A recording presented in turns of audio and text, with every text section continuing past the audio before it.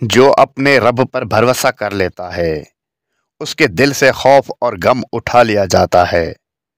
پریشانی تب ختم ہوتی ہے جب بندہ اپنے معاملے کو اللہ کے حوالے کر دیتا ہے۔ جب تمہارا دل ٹوٹ جائے سمجھ لو اللہ تمہارے قریب آنا چاہتا ہے۔ جو دل اللہ کے ذکر سے آباد ہو جائے وہاں غم کا گزر نہیں ہوتا۔ پریشانی انسان کی کمزوری نہیں بلکہ یہ اس کے دل کے احساس کی گہرائی ہے۔ غم تمہارے دل کو اس قدر کھول دیتا ہے کہ خوشی اس میں جگہ بنا سکے۔ غم نہ کر زندگی کے امتحانوں میں کامیاب وہی ہوتا ہے جو ہمت نہ ہارے۔ جب تمہارا دل پریشان ہو تو خاموش رہو کیونکہ اللہ تمہارے دل کو دیکھ رہا ہے۔ جو تمہیں توڑتا ہے وہی تمہیں نیا بناتا ہے۔ غم وہ مہمان ہے جو خالی ہاتھ نہیں آتا، یہ تیرے دل کے لیے کوئی تحفہ ضرور لاتا ہے۔ غم اور پریشانی کو صبر سے برداشت کرو کیونکہ صبر ایمان کی بنیاد ہے۔ غم ہمیشہ نہیں رہتا، جیسے رات کے بعد صبح آتی ہے ویسے دکھ کے بعد سکون آتا ہے۔ مشکلیں وہ تربیت ہیں جو انسان کو مضبوط بناتی ہیں۔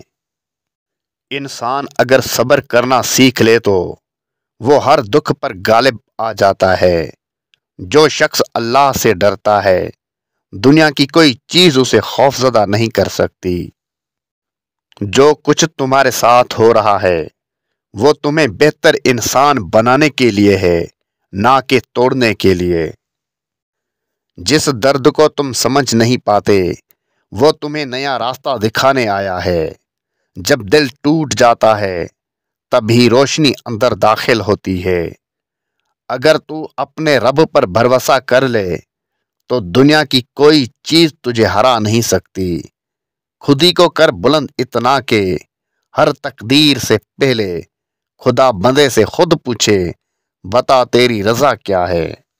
مایوسی سب سے بڑا گناہ ہے کیونکہ یہ اللہ کی رحمت سے انکار ہے۔ غم کے سمندر میں اتر جا، وہی تجھے گہرائی کا سبق دے گا۔ غم کے بعد خوشی آتی ہے جیسے بارش کے بعد پھول کھلتے ہیں۔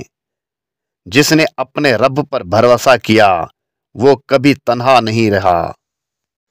دل کا سکون ذکر الہی میں ہے، نہ دولت میں نہ دنیا میں۔